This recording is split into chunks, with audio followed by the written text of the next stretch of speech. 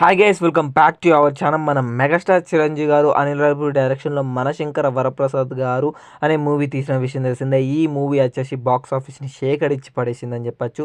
పాత రికార్డ్స్ బద్దలు కొట్టి కొత్త రికార్డ్స్ క్రియేట్ చేసింది. ఈ మూవీ వచ్చేసి టోటల్ గ్రాస్ వచ్చేసి 350 కోట్లు అయితే గ్రాస్ అయితే కలెక్ట్ చేసింది.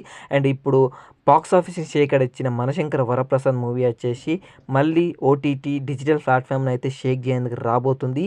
అండ్ ఈ మూవీ ఓటీటీ హక్కులు వచ్చేసి జీ5 అయితే కొనుక్కుంది భయ్య. అండ్ ఈ మూవీ అఫీషియల్ అప్డేట్ రాకముందుకే రూమర్స్ అయితే వచ్చాయి. ఈ మూవీ వచ్చేసి ఫిబ్రవరి 11th అయితే ఓటీటీలో స్ట్రీమింగ్ కాబోతుంది జీ5లో అయితే అప్డేట్ వచ్చింది. అది కన్ఫర్మ్ కాలేదు.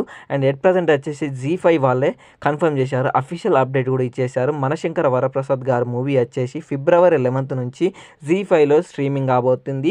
ఓన్లీ తెలుగులోనే కాదు, మలయాళం అంటే 5 భాషల్లో మలయాళం, కన్నడ, తెలుగు, హిందీ ఈ భాషల్లో కూడా స్ట్రీమింగ్ చేయబోతున్నారంట జీ5 వాళ్ళు. డబ్బింగ్ కూడా అయిపోయిందంట భయ్య. అండ్ ఇప్పుడు పాన్ ఇండియాగా అయితే రిలీజ్ కాబోతుంది ఓటీటీలో మనశంకర వరప్రసాద్ మూవీ.